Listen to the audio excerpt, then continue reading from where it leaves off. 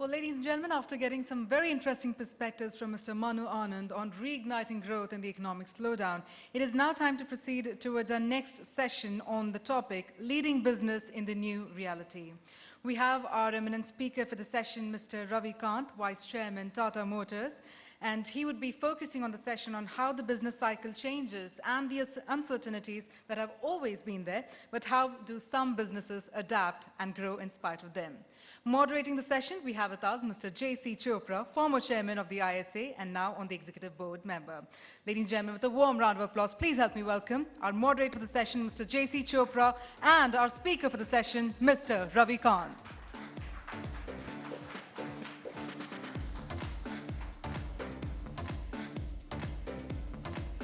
And with that, I now request Mr. J.C. Chopra to introduce the topic theme as well as to introduce our speaker to the August gathering.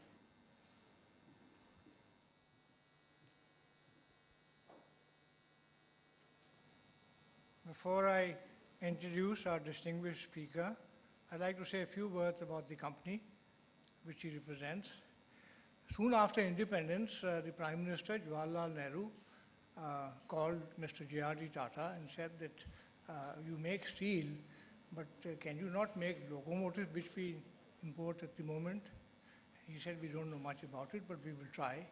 So a company was set up called Tata Engineering and Locomotives, Telco for short. So they started by making locomotives. Soon thereafter, the government themselves started making locomotives, making Telco's product more or less redundant. So they went into making trucks, and from trucks they went into making cars. So the company has grown bigger and bigger while making things which are smaller and smaller. How did this happen? We have a distinguished speaker here, Mr. Ravi Kant. He is the Vice Chair of Tata Motors, also a Director of Tata Industries. Tata Motors is the largest company of the Tata Group and is the largest automobile manufacturing company. Earlier, he was the Managing Director of the company, joined the company in 1999, and was associated with Jaguar and Land Rover, Tata Devo, etc. He is an alumnus of Mayo College Ajmer, IIT Kharagpur, and Aston University, UK. He is the chairman of a number of other companies within Tata's. He is on the board of Tata Industries, as I said. He is the chairman of IIM Rohtak and on the governing board of National Institute of Design, Ahmedabad. He is also on the board of the non-profit international organizations like Vanquish and Wonderworks. He's been conferred with an honorary DSc from the Aston University and is an industrial professor at the University of Warwick. Ladies and gentlemen, I present Mr. Ravi Kant.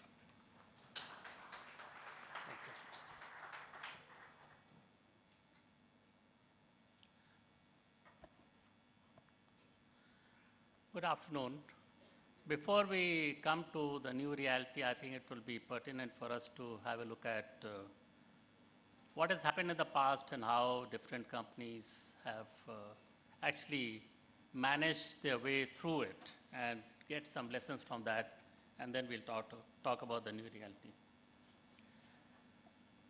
So what you see here, because this is for the US and a lot of data is available there, but similar kind of things happen in other countries too. You'll see that business cycles have been a part of our life for more than 150 years. And they have been changing in their character. As you see, the recession periods have been decreasing as years have gone by. And the expansion periods have been increasing. And that's a trend which is normally felt everywhere else in the world. And that's mainly on account of the fact that the domestic consumption has been increasing one is due to population, other is due to qualitative reasons. And the world trade has been increasing and the world is shrinking, and that is giving rise to a bigger expansion, periods. Then you'll find that the size is not a guarantee for the existence of a business or continuance of a business. And you'll see from here, 40 years ago in S&P, there were 500 companies. Today, there are only 74. And the age and longevity of the companies is increasing very rapidly. As you see, it has become nearly half. If earlier companies could last out for 50 years, today, the lifespan is only 25 years, which is different to the lifespan of human beings, as we'll see later. And it is expected that only 1/3 of them survive in the next 25 years or so. So these changes have triggered entry, exit, or renewal of companies. Some companies, just two examples, most of you would know, but just to refresh our memories, IBM, which was in the hardware business, faced some very, very difficult periods in 90s, but it reinvented itself and going into services and software business and continues to be a very, very important player in the world. Whereas Kodak, which was a pioneer and innovator once upon a time, could not face the change which was happening in the world and therefore had to really file for bankruptcy. At Tata Motors, as Jagdish has mentioned, we started off by making trucks. We came into existence about 70 years ago. We started by making locomotives, and today we have gone on to have premium cars, we have small cars, we have trucks of different sizes, and we have buses, again, of different sizes. Our business practices have changed.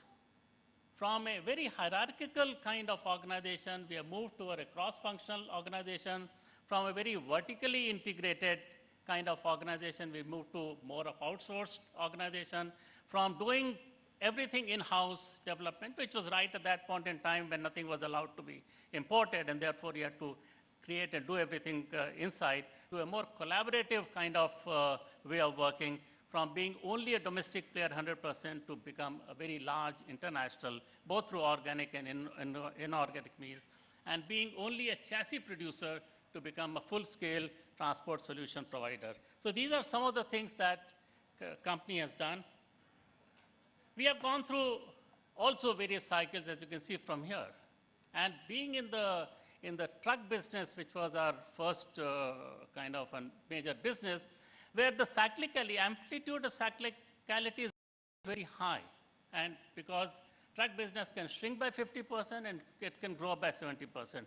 So that was the case, say, about 15 years ago, when we used to get buffeted by the cycles and we used to really have a very, very tough time. So if you look at this, and look at it quite carefully, that if this is the DNA of your organization, what do you need to do? So three things, basic things I'll talk about come to your mind. One is you must be asset light. You must have a low break-even point, because when things come down, you are still able to make some money, albeit not so much. And when things go up, of course, you are able to make a lot of money, but still not as much as you would like to if you had all the assets. So to reduce the impact of cyclicality on your balance sheet and P&L, you become less asset light and you reduce your break-even points. In case of Tata Motors, we reduced the break-even point from 60% to 35%, and that within a span of 2 years' time. And that was a great thing, so the turnaround we had in 2 years' time. Other is to, if you could have, as opposed to the trucks, if you have a small vehicles, the cyclicality, amplitude of cyclicality is lower. So if you can find markets, if you can find businesses where there's a lower amplitude of cyclicality, and if you grow that business, then the total impact is going to be much less. And the third one is if you go into different markets, a portfolio of markets where the phasing of different markets, you can control the impact of cyclicality on your this thing. So what you'll see here is that we looked at, that's about 8-9 years ago, how things were changing. We looked at rural road development, we increased disposable income, we looked at increased connectivity of communications, as we know that we are now the second largest connected country in the world, and younger people wanting to improve their quality of life, and therefore it is spread all across the country. And therefore, we will need a last mile connectivity. And last mile connectivity, therefore, we need to have a vehicle which will do this last mile connectivity. And if you see this is what we call ACE. And there was a sweet spot at about $5,500. We introduced this vehicle, and it went on to actually create quite a sensation, with innovative features like pride and performance of a four-wheeler with the economics of a three-wheeler. And let's see what it really did in a span of really 8 years' time. It occupies almost 47%. Just in 8 years' time, this has grown to such an extent that it is almost 50% of the market. And not just for Tata Motors. This category of vehicles has become almost 50% of the market. So you can understand the huge amplitude of cyclicality which was there for heavy vehicles when combined with the much lower amplitude of cyclicality of these kind of vehicles, the total impact is going to be much, much reduced. The other thing I talked about was geographical diversification. So there are phase differences in business cycles in different countries, different markets, we all know that. And therefore, and then you can add benefits of economy of scale by increasing your volumes, and then therefore also exchange rate volatility that you have in different markets, you can offset some of this. So just quickly talk about two main things that we did. One was we took over the Daewoo Truck Company in South Korea in 2004, followed by another big acquisition of Jaguar and Land Rover in 2008. And therefore, how did it change everything? Now, what you will see in the next slide is that we have grown by almost 22 times in a span of 13 years. 22 times. We were already pretty big, 1.6 billion, as you can see, grown to almost $35 billion company, which is, by any standard, is a very, very big size. But what is more interesting is you'll find that more than 3/4 of our business is coming from outside the country. So two things have happened. One is we expanded a lot, and 3/4 of our business now comes from outside the country. And therefore, you can understand that we are able to balance, to a great deal of extent, the cyclicality which was inherent in the truck business, say, 15 years ago. In fact, many of you would know that almost 80%, 85% of our bottom line comes from Jaguar Land Rover today. 5 years ago, when we took over Jaguar Land Rover, everybody thought that Jaguar Land Rover is going to sink the entire company. Today, this is actually, it is making the whole Tata Motors group survive. So if that is the case, what has changed? What's the new reality? And that's what we need to look at. Because if we have been all doing this kind of thing, then we can continue to do this kind of thing. But I think we should take a pause and see what has changed. And what has changed is greater uncertainty, increased complexity, and rapid changes. These things, uncertainty, changes, complexity, have been with us. But I think it's the rate of change which has really changed so much that we are really wondering what to do in this kind of situation. And that, to us, is the new reality. Let's look at greater uncertainties.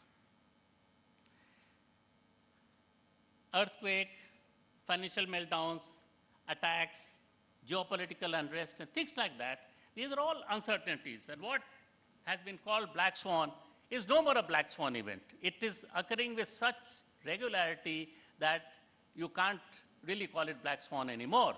And therefore, it has become extremely difficult for you to understand where a disruptive kind of thing can take place and where this kind of uncertainty can take place. And that makes our job very, very difficult. I'll just take half a minute to really explain, say a thing like Japan's earthquake, what it can do. In Jaguar Land Rover, we source globally. And when earthquake took place, then we immediately wanted to find out how many suppliers were located in Japan. We found out about half a dozen suppliers. But when we started looking at it, that our disruption to the supply chain was happening all across. There were companies in Germany which were not able to supply. There were companies in Europe or the USA.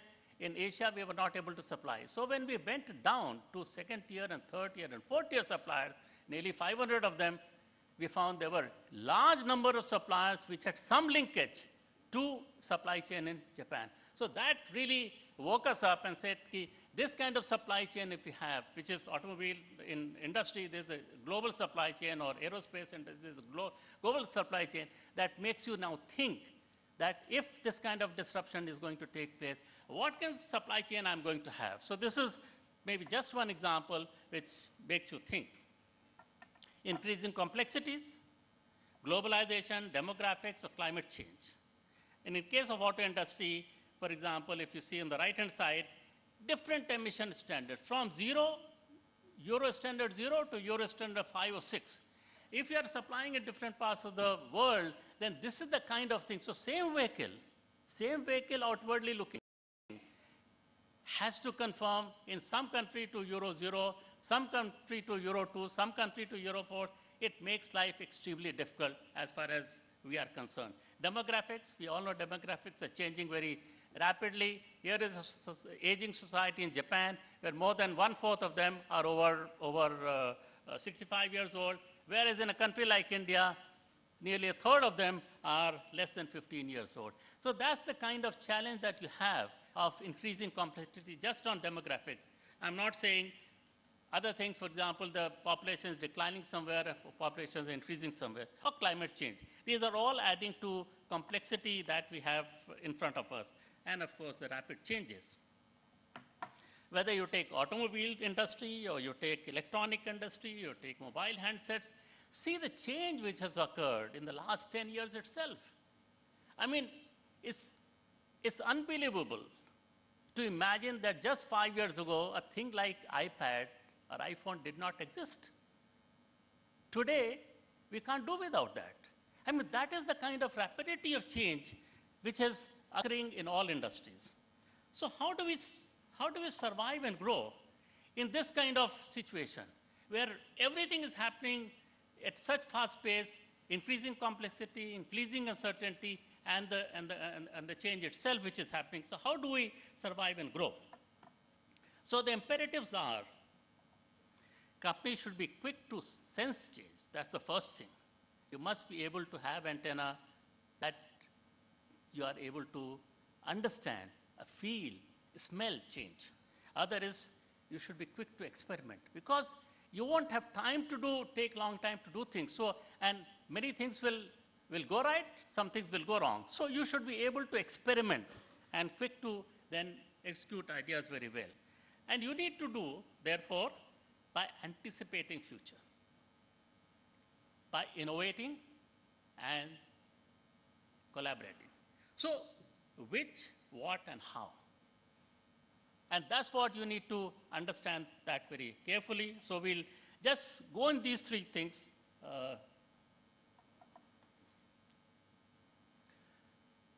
Now, we need to anticipate both the near-term future and the long-term future. By looking at long-term, we can't ignore the short-term. And by looking at short-term, we can't ignore the long-term. And therefore, we need to look at both and see what we need to do. Most of us have been traditionally imagining the future by extrapolating the past into future. That's what normally happens. But as we have said, many disruptive events have begun to occur. And therefore, how do we? Excuse me.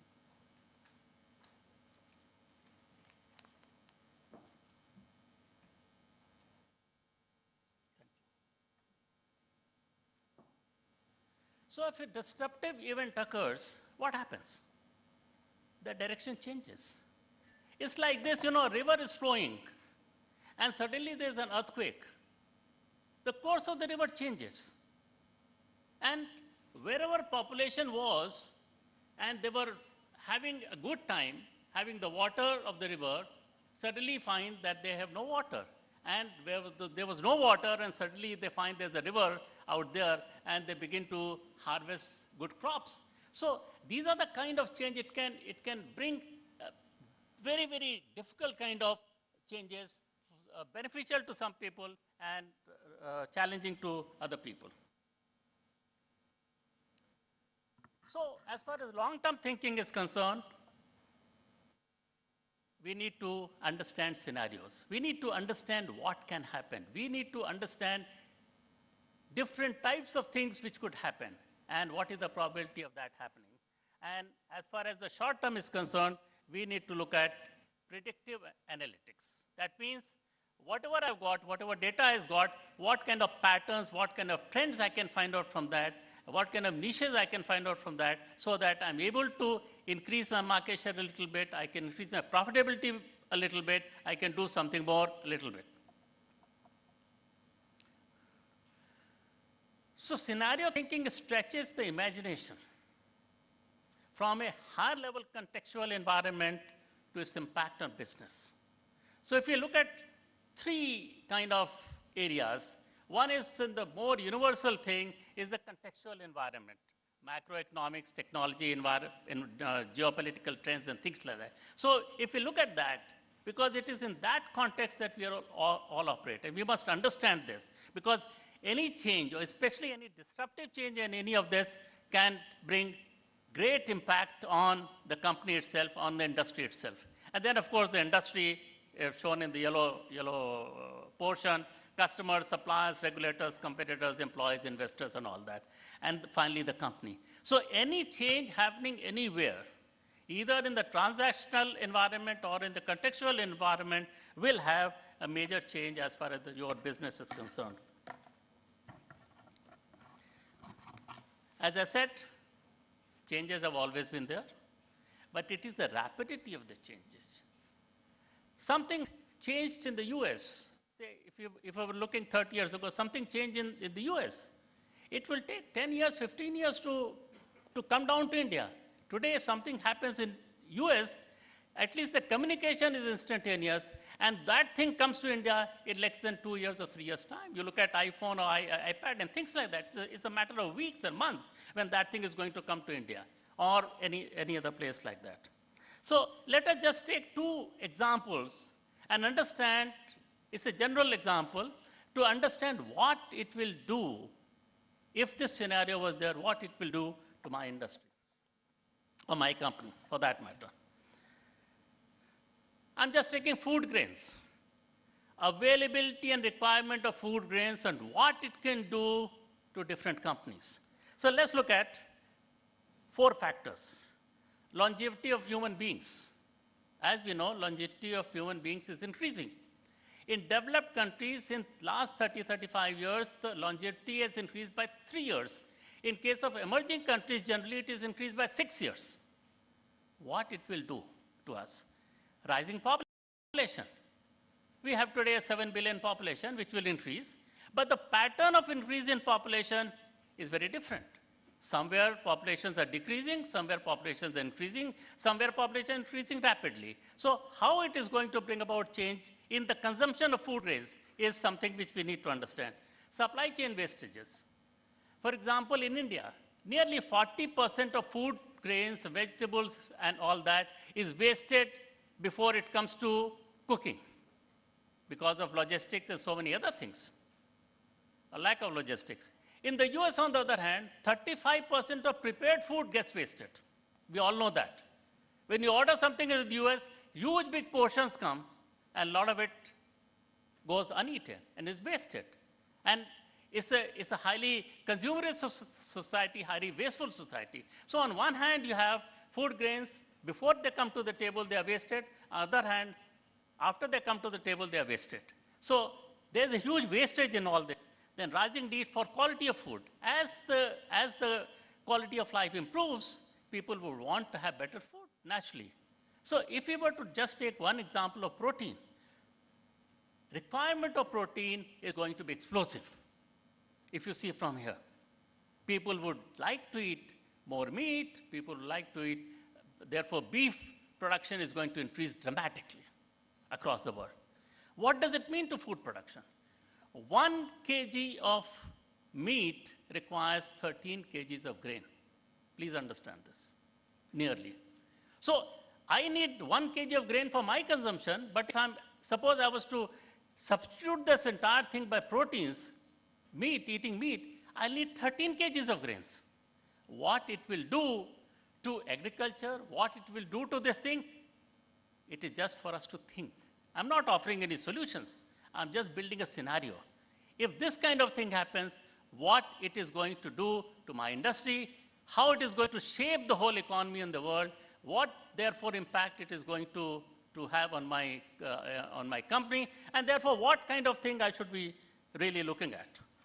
Another example I'll give of energy, and I'll take three items.